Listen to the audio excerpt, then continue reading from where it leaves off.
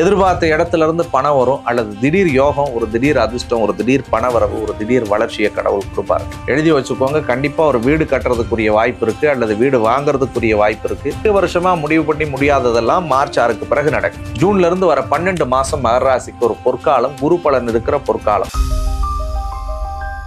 சனிப்பெயர்ச்சி பலன்கள் 2026 நிகழ்ச்சிக்கு உங்களை அன்போடு வரவேற்கிறேன். நான் உங்கள் ஜோதிடர் அருண்குமார் பேசுகிறேன். நீண்ட நெடும் நாட்களுக்கு பிறகு ரெட்ரோ ஆன்மீகம் நேயர்கள் அனைவரையும் சந்திக்கிறதுல ரொம்ப ஒரு சந்தோஷம். சனிப்பெயர்ச்சி வாக்கிய கணித பஞ்சாங்கப்படி வரக்கூடிய மார்ச் மாதம் 6ஆம் தேதி காலையில 8:24 சனி பகவான் இப்பொழுது இருக்கக்கூடிய கும்ப ராசியிலிருந்து தன்னுடைய அடுத்த வீடான மகர ராசிக்கு பயிற்சி ஆகிறார். சனி பயிற்சி அப்படின்னு வந்துட்டாலே பொதுவா எல்லாருக்குமே ஒரு மிகப்பெரிய எதிர்பார்ப்பு இருக்கும். ஏன்னா நல்ல கிரகங்கள் பயிற்சி ஆகும் பொழுது இருக்கக்கூடிய எதிர்பார்ப்பை விட சனி பகவான் அப்படின்னு சொல்லக்கூடியவர் எல்லாருக்குமே ஒரு பெரிய பதட்டத்தையும் பயத்தையும் நமக்குள்ள ஏற்படுத்தி இருப்பார். அந்த சனி பயிற்சி வருது. ஏன்னா நவகிரகங்கள்ல ரொம்ப நீண்ட நெடும் நாட்களுக்கு இருந்து பயிற்சியா பலன் தரக்கூடியது சனி பகவான் தான். 2.5 வருட காலங்கள் அவர் இருக்க போறார். அப்படி மீன ராசியில குருவோட வீட்டுல சஞ்சரிக்கக்கூடிய சனி பகவான் என்ன மாதிரியான பலன்களை 12 ராசிக்காரர்களுக்கும் கொடுக்க போறார் அப்படின்றத தான் நம்ம இந்த வீடியோல பேச போறோம். அதுல பல ராசிக்காரர்களுக்கு 7.5 சனி முழுமையாக முடியுது, பல பேருக்கு 7.5 சனி தொடங்குது. அதே மாதிரி சில ராசிக்காரர்களுக்கு அர்த்தாஷ்டம சனி முடியுது, அதே மாதிரி கண்டக சனி, அஷ்டம சனி அப்படின்னு சொல்லி பல சனிகள் முடியுது. சில பேருக்கு தொடங்கக்கூடிய நிகழ்வும் நடக்க காத்திருக்கு. இந்த 7.5 சனி அப்படின்ற ஒரு மிகப்பெரிய கடல்ல மாட்டிக்கிட்டு தவிச்சு ஒரு பெரிய விடுதலையை அடையக்கூடிய ராசிக்காரர் யாருன்னு சொல்லி பார்த்தோம்னா மகர ராசிக்காரர்களுக்கு இந்த 7.5 சனி கம்ப்ளீட்டா முடியுது. ஸோ அதற்கடுத்தது அஷ்டம சனியில மாட்டிட்டு கஷ்டப்பட்டுட்டு இருந்த கடகராசிக்காரர்களுக்கு இறைவனுடைய அருளோடு இந்த அஷ்டம சனியினுடைய தாக்கங்கள் எல்லாம் அந்த மார்ச் 6ஓட முடியுது. அர்த்தாஷ்டம சனியில ஒரு மிகப்பெரிய சூழலுக்குள்ள மாட்டிக்கிட்டு ஒரு 2.5 வருஷமா போராடின விருச்சிக ராசிக்காரர்களுக்கு அர்த்தாஷ்டம சனி முடியுது. இந்த சொன்ன 3 ராசிக்காரர்களுக்கு சனியினுடைய தாக்கமும் சனியோட பாதிப்பும் இவங்களுக்கு விடுபடுது. இதுல இருந்து ஒரு பெரிய நீண்ட ஒரு மன நிம்மதி, மன நிறைவை அடையக்கூடிய இடத்துக்கு இவர்கள் நகர்கிறார்கள். அதுக்கு அடுத்தது இந்த 7.5 சனி தொடங்கக்கூடிய ராசியா பார்க்கப்படக்கூடியது மேஷராசிக்காரர்களுக்கு 7.5 சனி ஆரம்பிக்குது. அஷ்டமத்து சனி சிம்மராசிக்காரர்களுக்கு அஷ்டம சனி தொடங்குது. அதற்கு அடுத்தது தனுசு ராசிக்காரர்களுக்கு அர்த்தாஷ்டமம் அப்படின்னு சொல்லக்கூடிய 4வது இடத்துல சனி தொடங்குது.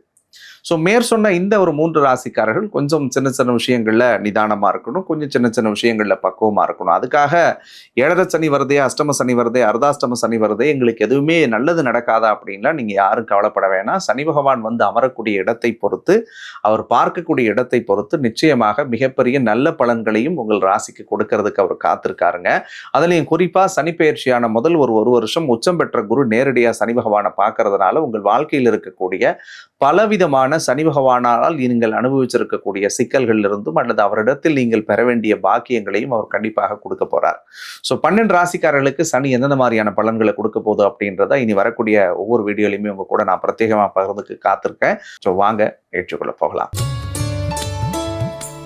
7.5 சனியை எதிர்பார்த்து காத்திருந்த ராசிக்காரர்கள் எந்த ராசி காத்திருந்தாங்களே இல்லையோ, மகர ராசிக்காரர்கள் கிட்டத்தட்ட 8 வருஷமாவே எதிர்பார்த்து காத்திருந்தது தான் நிதர்சனமான உண்மை.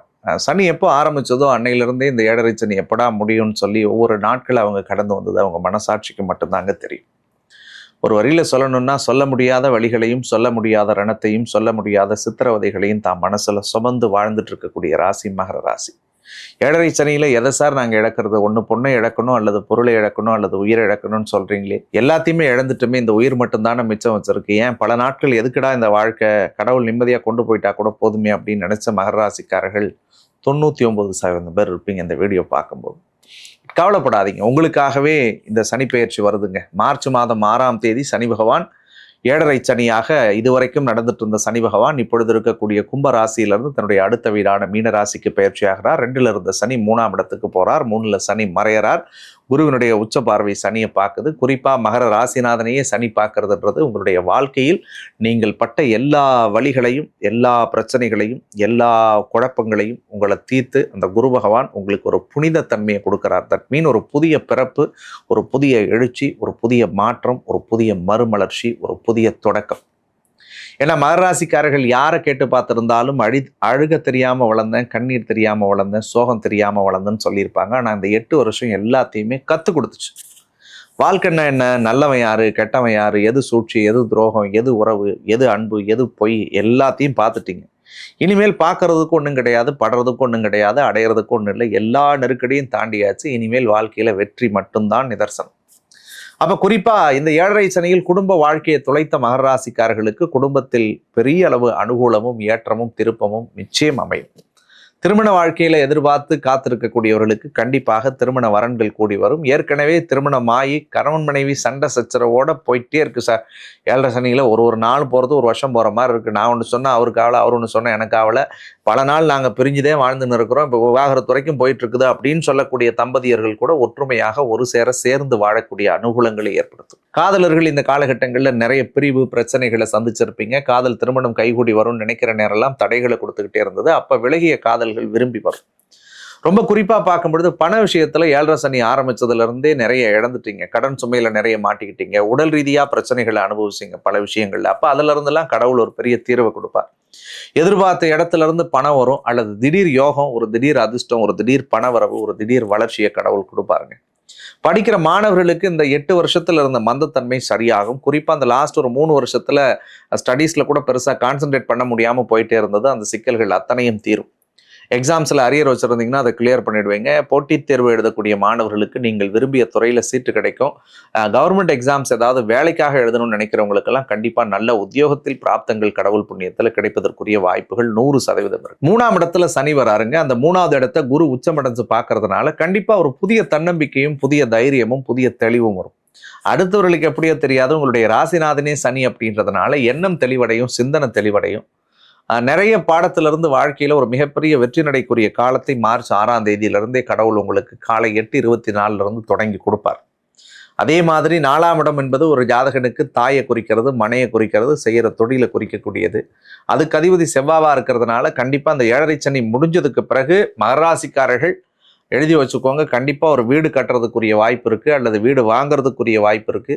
ஒரு புது வண்டி வாகனம் சேர்க்கை உங்களுக்கு கடவுள் இறைவன் கொடுக்க போறார். ஒரு புதிய தொழில் தொடங்குவீங்க. 8 வருஷமா முடிவு பண்ணி முடியாததெல்லாம் மார்ச் 6க்கு பிறகு நடக்கும். 8 வருஷமா இடம் பார்த்துட்டேன் சார், வாடகை கொடுத்துட்டேன் சார், பிஸ்னஸ் ஸ்டார்ட் பண்ண முடியல. பிஸ்னஸ் ஸ்டார்ட் பண்ணிட்டேன் சார், இன்வெஸ்ட்மெண்ட் பண்ணிட்டேன் சார், ஸ்டாக் இறக்க முடியல. ஸ்டாக்கை இறக்கி வச்சிருக்க சார், சேல்ஸ் பண்ண முடியல. எல்லாமே பண்றேன் சார், அதுல வரக்கூடிய ரிட்டர்ன்ஸ், இந்த ரெவன்யூ பெருசா லாபமா இல்லை. அப்படியே லாபம் எடுத்தாலும் என் தேவைக்கு நல்ல விஷயத்துக்கு பயன்படுத்திக்கல. இப்படி ஏதாவது ஒரு சிக்கலை நீங்க அனுபவிச்சிருப்பீங்க மகராசி. ஆனா தொழில் முறை சார்ந்த விஷயங்கள்ல பெரிய அனுகூலம், பெரிய ஏற்றம், பெரிய மாற்றத்தை வரக்கூடிய மார்ச் 6 கடவுள் உங்களுக்கு கொடுக்க போகிறார். அப்போ இதுக்கு முன்னாடி தொழில் பண்ணணும்னு நினைச்சவங்கலாம், இதுக்கு முன்னாடி தொழில் ஆரம்பிச்சு தடையா இருந்தவங்கலாம் எல்லாமே சாதகமான பாசிட்டிவான நிலையை நோக்கி நீங்க நகர போறீங்க. அதற்கடுத்தது அம்மாவோட இருந்து வந்த கருத்து மோதல்களும் தர்க்கங்களும் சரியாகும். தாய்க்கு இருந்த மருத்துவ செலவுகள் குறையும். பல பேர் சொந்த ஊர் சொந்த நாடு விட்டுலாம் வெளியில போயிருந்தீங்க, அவங்கெல்லாம் நிம்மதியா சொந்த வீட்டில் பிளசண்டா குடும்பத்தோட சந்தோஷமா ஆசுவாசமா சிரிச்சு பேசக்கூடிய தருணத்தை கடவுள் தரப்போறார். ஏன்னா மகராசி எதிர்பார்த்தது காசு பணம் வேணாம் சாமி, எங்களுக்கு கரிச்சோறு வேணாம் சாமி, நிம்மதியா இருந்தா போதும், நாங்க யாருக்கும் எந்த நோய் நொடி இல்லாம கடவுள் எங்களை நல்லா வச்சிருந்தா போதும் அப்படின்னு வேண்டின நாட்கள் தான் இந்த 7.5 சனியில அதிகம். ஏன்னா பட்டுட்டீங்க நிறைய. அப்போ நீங்கள் கேட்டதை கடவுள் கொடுப்பார். ரொம்ப முக்கியமா இந்த 7.5 சனியில திருமணமாகி குழந்தை பாக்கியம் இல்லைன்னு நினைச்சு போராடின தம்பதியரா நீங்க இருந்தீங்கன்னா கண்டிப்பா கடவுள் அருளோடு உங்களுக்கு புத்திர பாக்கியத்தை ஆண்டவன் கொடுப்பாங்க. உங்களுக்கு மனசுக்கு பிடிச்ச புத்திர பேரு கிடைக்கும். அதே மாதிரி 6இல் குரு வரும் பொழுது கடன் நெருக்கடி நிறைய ஸ்ட்ரகிள் பண்ணீங்க. மகராசி மனசாட்சி தொட்டு சொல்லுங்க, போன 1 வருஷம் ஃபுல்லா நிறைய போராட்டம், நிறைய கஷ்டம், நிறைய மன நெருக்கடி, பொருளாதாரத்துல பயங்கரமான ஸ்ட்ரகிள். 7.5 சனி ஆரம்பிச்சதுல இந்த மாதிரி நான் கஷ்டப்பட்டதில்லை சார். இந்த 1 வருஷம் தான் நிறைய கடன் வாங்கிட்டேன், வாங்கின கடனை கொடுக்க முடியல. கிரெடிட் கார்டு யூஸ் பண்ணாதவங்களாம் கிரெடிட் கார்டில் தேவையில்லாமல் ஸ்வைப் பண்ணி பணம் லாக் ஆகி மாட்டிக்கிட்டது உண்டு. நிறைய பேர் சூதாட்டம் மோகன் சொல்லி தேவையில்லாத விஷயத்துல கெசினோக்கெல்லாம் போய் பணத்தை இழந்துட்டு வரக்கூடிய நிலைகளும் ஏற்படுத்தக்கூடியதாக இருந்துச்சு.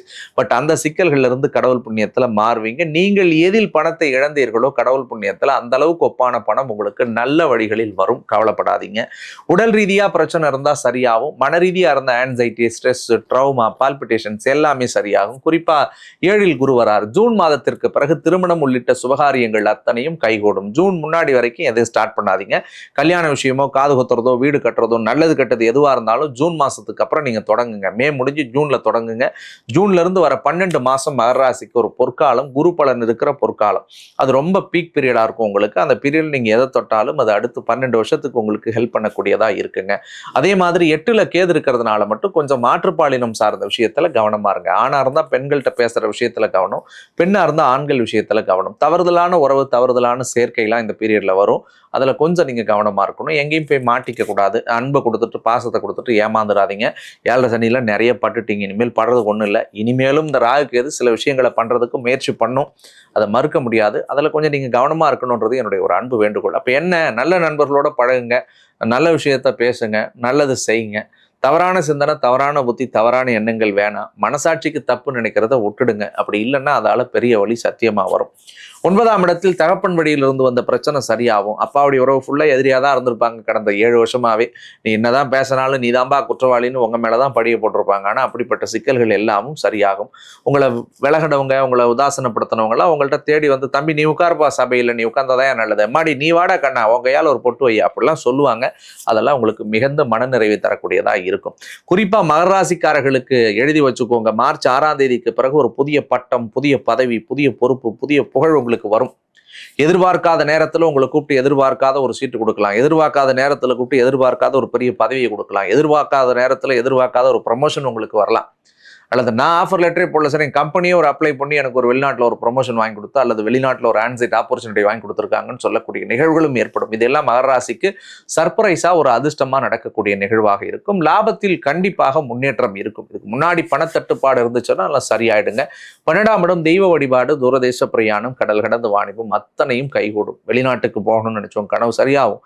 வெளிநாட்டில இருந்து பிஆர் ரிலேட்டடான இஷ்யூஸ்ல இருந்து அப்ளை பண்ணணும்னு நினைச்சீங்கன்னா கண்டிப்பா அந்த பிஆர் கிடைக்கிறதுக்குரிய வாய்ப்பு இருக்கு. பெரிய செலவுகள் எல்லாமும் சரியாகும். ஒரு வரியில சொல்லணும்னா அந்த 7.5 வருஷம் 7.5 சனியில நீங்க கும்பிட்ட சாமி, நீங்க ஏத்தன விளக்கு, நீங்க பண்ண பரிகாரம், நீங்க பண்ண பூஜை, நீங்க பண்ண புண்ணியம், இது எல்லாமே மார்ச் 6ல இருந்து உங்களுக்கு வேலை செய்ய ஆரம்பிச்சிடும். நீங்க நினைக்கிறது எல்லாம் சத்தியம் நடக்கும். ஒட்டுமொத்தத்தில் மகர ராசிக்காரர்களுக்கு ஒரு மிகப்பெரிய எழுச்சியையும் மாற்றத்தையும் திருப்பத்தையும் தரக்கூடிய ஒரு அற்புதமான வருடமாக இந்த சனி பெயர்ச்சி அமைய காத்திருக்கு. மேற் சொன்ன எதிர்மறையான விஷயங்கள்ல நம்ம எப்படி தற்காத்துக்கணும் அப்படின்னு சொன்னா, முன்னாடி சொன்ன 8ல ராகு கேது இருக்கக்கூடாது, கேது 8ல 2ல ராகு இருந்துச்சுன்னா இல்லற வாழ்க்கையில் கொஞ்சம் நிதானமும் மாற்றுப்பாலினம் சார்ந்த விஷயத்துல கவனம்னு சொன்னேன். அப்ப என்ன பண்ணணும்? ராகு கால வழிபாடு செய்யணும். பக்கத்துல ஏதாவது துர்க்கை கோயில், காளி கோயில், அம்பாள் கோயில் இருந்துச்சுன்னா ராகு காலத்துல போங்க. ஞாயிற்றுக்கிழமை ராகு காலத்திலேயோ அல்லது செவ்வாய்க்கிழமை ராகு காலத்திலேயோ அல்லது வெள்ளிக்கிழமை ராகு காலம் வரக்கூடிய நாட்கள்லையோ போயிட்டு அங்க இருக்கக்கூடிய துர்க்கையோ காளியோ அம்மனோ அல்லது நாகசர்வம் இருக்கக்கூடிய திருக்கோவில்கள் எதுவாக இருந்தாலும் சரி, அங்க இருக்கக்கூடிய காளியோ துர்க்கையோ அம்பாலோ அல்லது நாகநாதர் சன்னதிதான் இருந்தாலும் சரிதான், அந்த கோயிலுக்கு போங்க. அங்க இருக்கக்கூடிய மூலவருக்கு உங்க கையால முடிஞ்ச ஒரு படி பால் வாங்கி கொடுத்து அங்க ஒரு பால் அபிஷேகம் செஞ்சுட்டு அதுக்கப்புறம் ஒரு 2 அகல் விளக்குகளை ஏத்திட்டு வாங்க. ஆண்டவனுடைய அருளோடு உங்கள் வாழ்க்கையில் நீங்கள் செஞ்ச பாவங்கள் எல்லாம் விலகும். கோச்சார ரீதியா இருக்கக்கூடிய சர்வதோஷத்தோட பாதிப்புகள் விலகும். முடிஞ்சா ஏதாவது ஒரு இடத்துல போயிட்டு ஒரு அன்னதானம் கொடுக்கறதுக்கு முயற்சி பண்ணுங்க மகர ராசிக்காரர்கள். இது கமர்ஷியலா சொல்லல. தானம் பண்ணீங்கன்னா உங்களுடைய சனியால் ஏற்பட்ட கருமங்கள் அத்தனையும் தொலையும். அப்ப என்ன பண்ணுங்கன்னா, ஆதரவற்ற குழந்தைகள் யார் இருந்தாலும் சரிதான், அல்லது பிசிக்கலி சேலஞ்சர் குழந்தைங்க யாராவது இருந்தாலும் சரிதான், ஸ்பெஷல் சைல்டு ஏதாவது பார்த்தீங்கன்னா அந்த பிள்ளைங்களுக்கு உங்களால் முடிஞ்ச ஒரு நல்ல உபகரணங்களை நீங்கள் செய்யுங்கள். அவங்களுக்கு முடிஞ்ச உதவிகளை பண்ணுங்க. சத்தியமாக இந்த 8 வருஷ வழி எல்லாத்தையும் சரி பண்ணி அந்த கடவுள் உங்களை ஒரு பெரிய பீக்கு கொண்டு போவான். மேலும் உங்களுக்கு இந்த சனி பயிற்சி பெரிய மாற்றத்தையும் பெரிய திருப்பத்தையும் பெரிய சந்தோஷத்தையும் தரக்கூடிய அற்புதமான பயிற்சியாக அமையணும்னு சொல்லி நான் மனதார முருகனை பிரார்த்தனை பண்ணிக்கிறேன். மற்றும் ஒரு அழகான தருணத்தில் உங்களை சந்திக்கும் வரை உங்களிடமிருந்து விடைபெறுவது உங்கள் யாமிருக்கு பயமே அருண்குமார். நன்றி.